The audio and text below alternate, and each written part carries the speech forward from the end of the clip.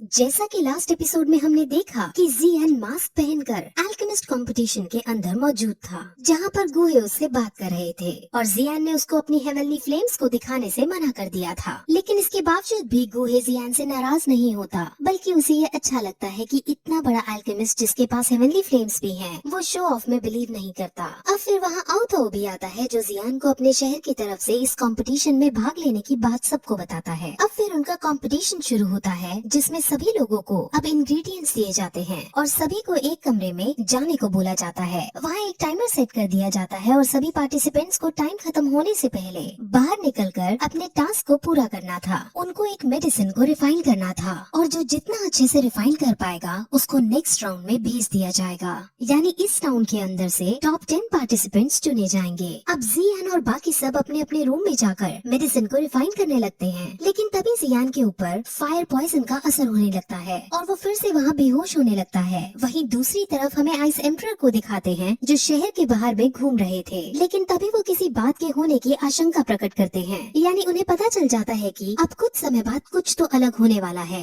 वहीं जियान अगर चाहता तो ग्रीन लोटस फ्लेम से इस पॉइजन को दूर कर सकता था, लेकिन अगर वो ग्रीन लोटस फ्लेम का यूज यहाँ पर करता तो गुहे जियान को पहचान जाता कि ये वही लड़का है जो टेगोर डेजर्ट के अंदर था। अब सभी पार्टिसिपेंट्स अपनी अपनी मेडिसिन को रिफाइन करके बाहर आते जा रहे थे और जियान बहुत टाइम हो जाने के बाद भी बाहर नहीं आया था। आउतो को टेंशन हो जाती है कि अब तक जियान बाहर कैसे नहीं आया। उसे अपनी हार का डर सताने लगता है और अब वहाँ टाइम खत्म ही होने वाला था। वहीं अंदर जियान जो पॉइजन के कारण फ्रीज हो गया था, वो निकलने की बहुत कोशिश करता है और अब इस बार फाइनली कोशिश के बाद वो फिर होश में आता है। अब उसके लिए टाइम बहुत कम बचा था, इसलिए उसे समझ नहीं आता कि क्या करना चाहिए, लेकिन वो फिर भी हिम्मत ना हारते हुए अपनी बॉडी का पूरा पोटेंशियल यूज करके और पर्पल फ्लेम का सहारा लेकर जल्दी जल्दी मेडिसिन को रिफाइन करने लगता है। अब टाइम खत्म होने में 1 सेकंड बचा था और आउतो अपनी हार को एक्सेप्ट कर चुका था और अब प्रेसिडेंट फामा भी टाइमर को स्टॉप करने वाले थे, लेकिन तभी एंड मौके पर जियान के रूम का दरवाजा खुलता है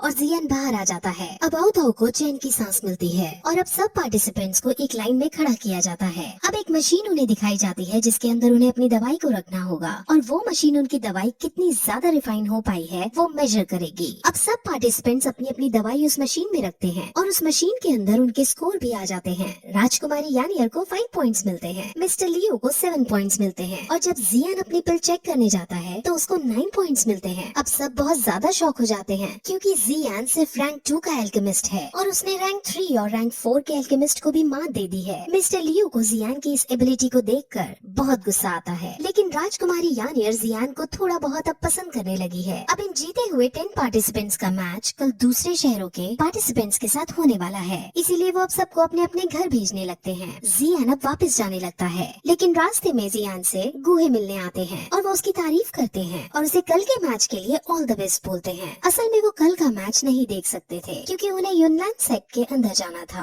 अब वहाँ प्रेसिडेंट फामा भी आते हैं जो जियान की तारीफ करते कहते हैं कि तुम्हारे टीचर बड़े महान होंगे जिन्होंने तुम्हें ये ज्ञान दिया। अगर अब तुम चाहो तो अपने टीचर के साथ इस एल्केमिस्ट एसोसिएशन में रहकर बहुत कुछ सीख सकते हो, लेकिन जियान उनके इस ऑफर को ठुकरा देता है क्योंकि अभी उसे और भी कई सारे काम थे। अब जियान सीधे अपने रूम में जाकर अपनी बॉडी को देखता है जहाँ पॉइजन का बहुत बुरा असर हो रखा था। वो सबसे पहले अब ग्रीन लोटस फ्लेम का यूज करके उस पॉइजन को शांत करता है। अब वहाँ तभी आइस एम्परर भी आते हैं जो जियान से आज के मैच के बारे में बात करते हैं, लेकिन आइस एम्परर के फेस से ये पता चलता है कि वो किसी कारणवश टेंशन में है। अब जियान और आइस एम्परर एक साथ बाहर जाते हैं क्योंकि जियान को नयन रैन के ग्रैंडपा का ट्रीटमेंट करने जाना था। वहाँ रास्ते में जियान ये नोटिस करता है कि उनके आसपास कोई दोहंग लेवल का आदमी है जो उनका पीछा कर रहा है। जियान आइस एम्परर से पूछता है कि क्या ये वही पिछले वाला दोहंग है, जिस पर आइस एम्परर कहते हैं कि ये कोई और है और ये तुम्हारे पीछे नहीं बल्कि मेरे पीछे है। अब जियान कुछ समझ नहीं पाता, लेकिन आइस एम्परर ज्यादा चिंता न करने की कहकर उसे ग्रैंडपा के पास जाने को बोलते हैं। अब जियान ग्रैंडपा के पास जाने लगता है जहाँ यूनसेक के अंदर पहुंचने पर उसे नयन रैन दिखती है। वहीं आइस एम्परर के पास वो दोहंग लेवल का वॉरियर जो उसका पीछा कर रहा था, अब वो उसके सामने आ जाता है और आइस एम्परर उससे बचकर दूर भागने लगता है। वहीं यूलैंड सेक्ट में नयन रैन उसे दावत में बुलाती है। ग्रैंडपा ठीक होने लगे थे, इसलिए यूलैंड सेक्ट में आज बहुत बड़ी दावत रखी थी और नयन रैन अब जियान को भी इनवाइट करना चाह रही थी, लेकिन जियान उसे साफ मना कर देता है। वो कहता है कि जब दावत खत्म हो जाएगी तब वो ग्रैंडपा का इलाज करने आ जाएगा। लेकिन तभी वहाँ अब याफी भी आती है। याफी दावत को अटेंड करने आई थी और अब वो जियान को देखकर उसके पास आकर दावत के लिए मनाने लगती है। जियान नहीं आना चाहता था, लेकिन याफी उसकी बहुत अच्छी दोस्त थी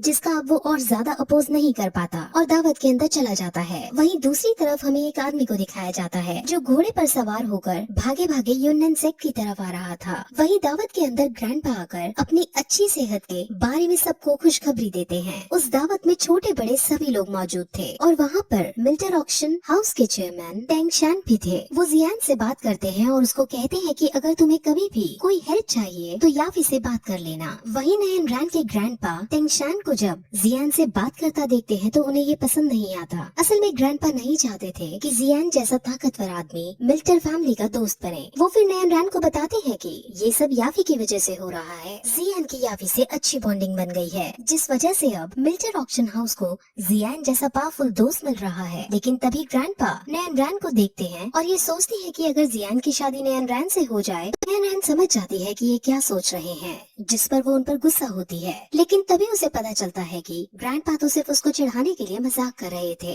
वहीं अब सभी बड़े लोग इन बच्चों को दावत में छोड़ वापस अपने रूम में चले जाते हैं। अब वहाँ दावत होने लगती है और जियान और याफी एक साथ बैठे होते हैं। लेकिन तभी वहाँ वही आदमी जो घोड़े पर सवार होकर आ रहा था वहाँ पहुँच जाता है और वो वहाँ आते ही जियान पर हमला करने लगता है। असल में उस आदमी का नाम मुजैन है और वो 3 साल पहले अपनी ट्रेनिंग करने के लिए दूर चला गया था। 3 साल पहले वो याफी को पसंद करता था और उसने ये ऐलान किया था कि अगर कोई भी लड़का याफी के पास आने की कोशिश करेगा तो वो मारा जाएगा। अब मास्टर लियो ने अपनी एक ईविल प्लानिंग की थी जिसके अंदर उसने ये झूठी खबर की कि जियान और याफी का चक्कर चल रहा है। ये बात मुजैन तक पहुंचा दी थी जिस वजह से अब मुजैन गुस्सा हो सीधे जियान पर अटैक करता है। जियान उसके अटैक से बचता है और अब दोनों में आइकॉनिक लेवल की फाइट होने लगती है। वहाँ बैठी राजकुमारी यानियर और मिस्टर लियो बहुत मजे लेते हैं इस सिचुएशन का, क्योंकि ये लग रहा था कि जियान अब मारा जाएगा। उन्हें इस बात का पता नहीं था कि जियान को लड़ना भी आता है। अब मुजैन जियान को नहीं हरा पा रहा था जिस पर वो बहुत गुस्से में आ जाता है और वो अपने अंदर की सारी एनर्जी को इकट्ठा करने लगता है। लेकिन तभी वहाँ नयन रैन भी यहाँ पहुँचती है और मुजैन को वो रोकने की कोशिश करती है। मुजैन नहीं रुकता और वो जियान पर अटैक करने लगता है। लेकिन तभी नयन रैन अपनी पावर्स का यूज करके लड़ाई के बीच में कूद जाती है और मुजैन को फोर्सफुली रोक देती है। अब मुजैन जियान से कहता है कि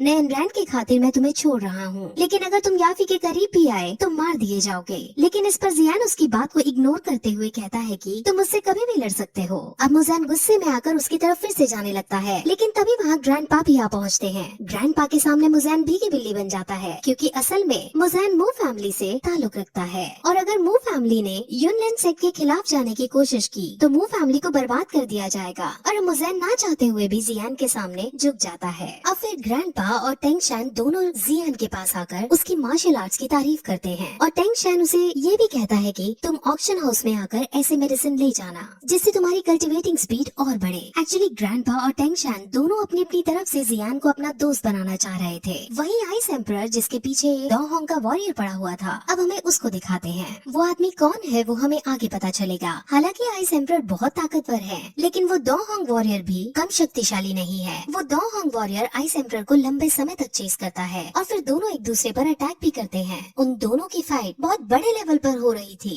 दोनों एक दूसरे के खून के प्यासे हो रखे थे। वहीं जियान जो याफी से बात कर रहा था जिसमें याफी उससे माफी मांगती है क्योंकि याफी की वजह से मुजैन वाली प्रॉब्लम जियान को सहन करनी पड़ी। लेकिन जियान कहता है कि उसमें याफी की कोई गलती नहीं है और अब तो उसको इन सब चीजों की आदत हो गई है। वहीं अब जियान दावत खत्म होने के बाद ग्रैंडपा का ट्रीटमेंट करने जाते हैं और अब इस ट्रीटमेंट के बाद ग्रैंडपा पूरी तरह से ठीक हो जाते हैं। वहीं दूसरी तरफ याफी से मिलने टेंग शान आते हैं जो समझ जाते हैं कि याफी जियान को पसंद करने लगी है। वो याफी से इस बारे में पूछते हैं लेकिन याफी उसे अपना एक अच्छा दोस्त बताती है। अब क्योंकि ग्रैंडपा पूरी तरह से ठीक हो गए थे इसलिए वादे के अकॉर्डिंग जियान को सोल रिस्टोर करने वाली दवाई दी जाती है। अब ग्रैंडपा जियान से बात करते हैं और क्योंकि जियान ने उनकी जान बचाई थी तो वो अपने परिवार का एक सीक्रेट उसे अब बताने लगते हैं। असल में ग्रैंडपा अभी पूरी तरह से ठीक नहीं हुए थे और उन्होंने पार्टी रख दी थी। इसका कारण ये था कि आसपास के जो क्लैन और मशीनरीज हैं उनकी नजर यूनलैंड सेक्ट पर आ गई थी और वो ग्रैंडपा को मरने की हालत में देखकर बहुत खुश हो रहे थे क्योंकि अगर ग्रैंडपा उनके रास्ते से हट जाते हैं तो वो यूनलैंड सेक्ट की मार्केट को अपने कब्जे में कर सकेंगे।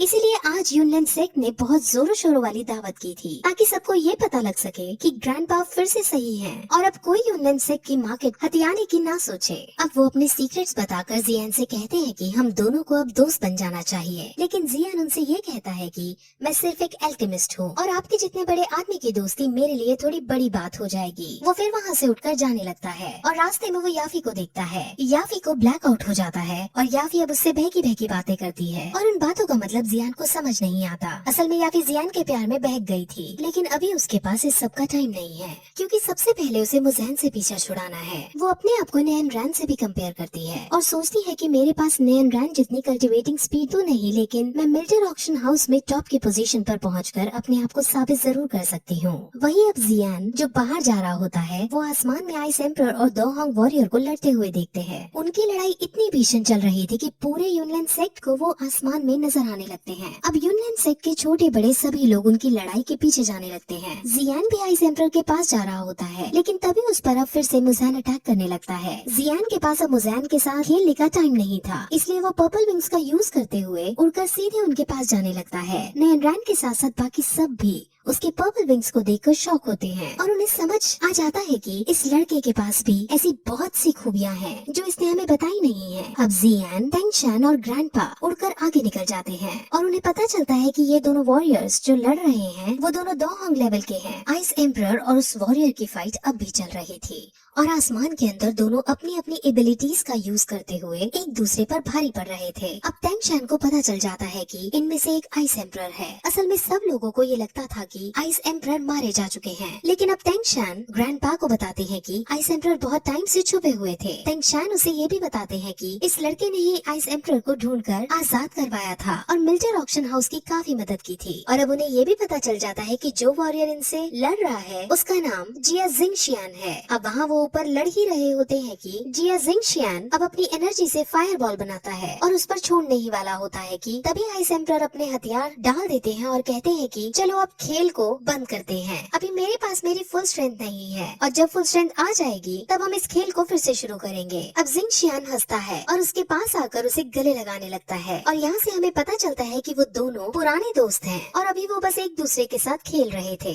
दोनों को एक दूसरे से मिले लंबा समय हो गया था, जिस वजह से दोनों एक दूसरे को देखकर बहुत खुश हो रहे थे और अब इसी तरह से ये एपिसोड खत्म हो जाता है।